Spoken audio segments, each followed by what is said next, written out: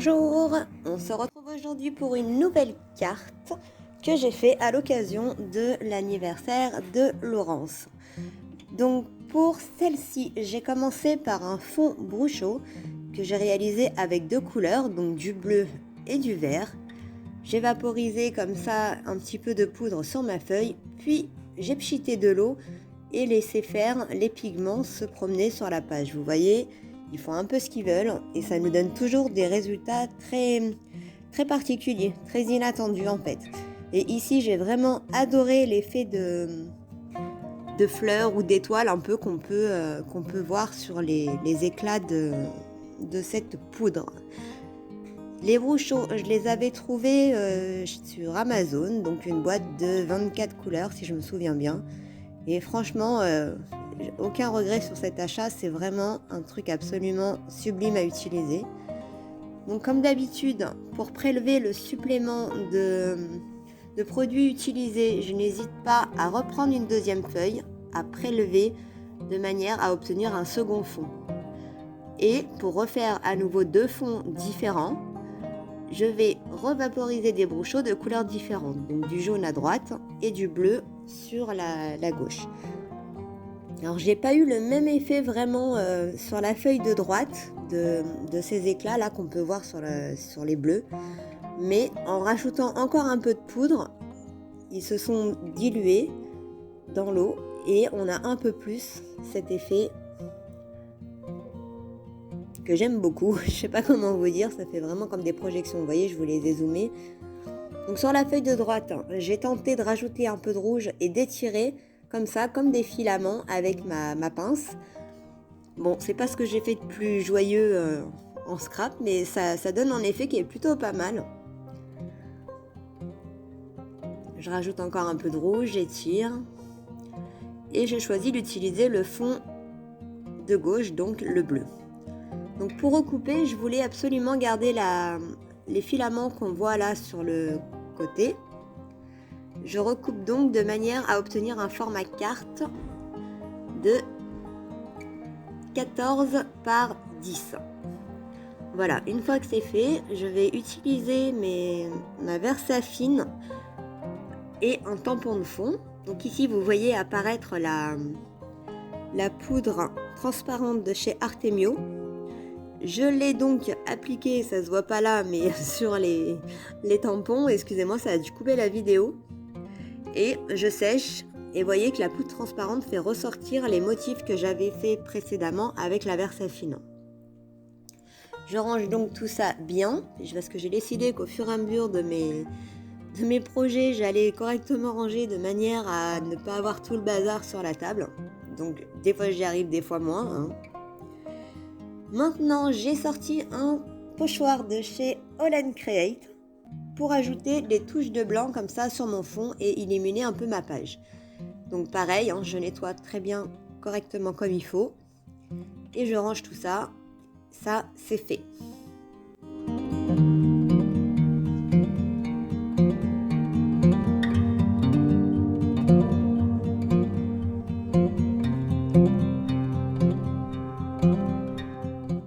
Ensuite, je sors mes tampons d'illusion. Donc ceux-là, ils sont à taille réduite. C'est parce que je les ai tamponnés, scannés et réimprimés à la taille que je souhaitais. Lorsque je les ai découpés, on voit qu'il reste toujours un petit trait blanc autour, hein, qui est le blanc du papier. J'utilise donc un Posca pour les détourer et les refaire redevenir noirs sur le tour. Je fais à peu près ma mise en place pour voir ce que ça donnera. Et je profite d'avoir le Posca de sortie pour faire le contour de ma carte. J'utilise maintenant un stylo noir fin pour pouvoir faire le contour. Donc j'aime toujours, j'ajoute un cadre à mes cartes, à mes créas en général. Et pour apporter un peu de brillance, je vais utiliser des aquarelles de chez Action, donc dans les tons de la page, n'est-ce pas ? De manière à ne pas trop surcharger en couleurs. On utilisera tout à l'heure des couleurs complémentaires à celles du fond, de manière à faire bien ressortir les tamponnages.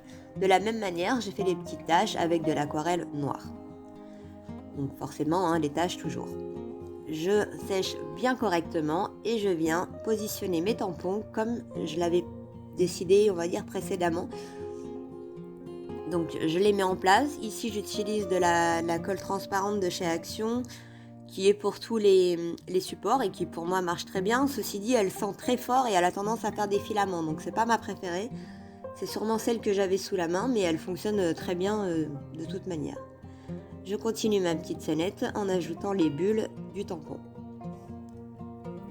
Je pose dessus mon bloc acrylique pour avoir une surface de séchage bien plate. Et je commence à créer un peu les couleurs que je souhaite utiliser, donc du jaune, de l'orangé et du rouge, pour pouvoir créer un dégradé dans la queue de ma sirène et sur mes poissons. Donc ici le dégradé ne me plaît pas, donc je rajoute un peu d'eau pour venir diluer tout ça. Et vous voyez tout de suite ça fond et ça permet d'avoir une meilleure transition entre les couleurs. Donc là, mon petit poisson sera davantage rouge et celui-ci davantage orangé parce qu'il ne faut quand même pas que ce soit trop les mêmes. Hein. Dans la nature, on a rarement 2 fois la même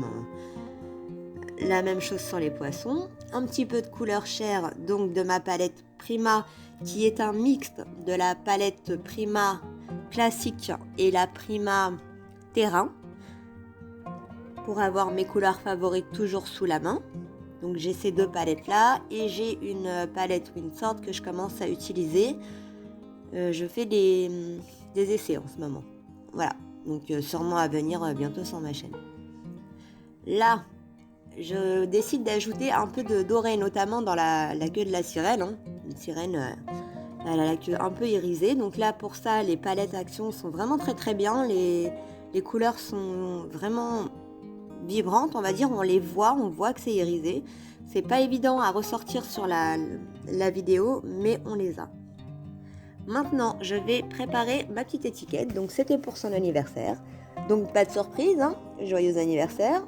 Je commence par utiliser mon tampon qui sert, je sais pas comment il s'appelle, qui sert à nettoyer la surface de son gras de manière à ce que la poudre à embosser que je vais appliquer ne vienne pas coller sur là où je ne veux pas, donc là où il n'y a pas les tampons. Vous allez voir, là j'en ai fait 4 différents. Vous verrez la différence entre là où j'ai apporté donc cette poudre et là où j'en ai pas mis. On voit que ça a accroché un peu sur la feuille. Ça me dérange pas, ça donne un autre effet. On peut les utiliser différemment, ça fait un petit effet de neige, vous voyez. Donc ils serviront aussi. Quand je sors mes tampons et ma poudre à embosser, toujours, j'en fais plusieurs. C'est des mots qui servent régulièrement. Donc voilà. Je chauffe afin de faire fondre la poudre et je découpe tout ça pour pouvoir avoir mes étiquettes.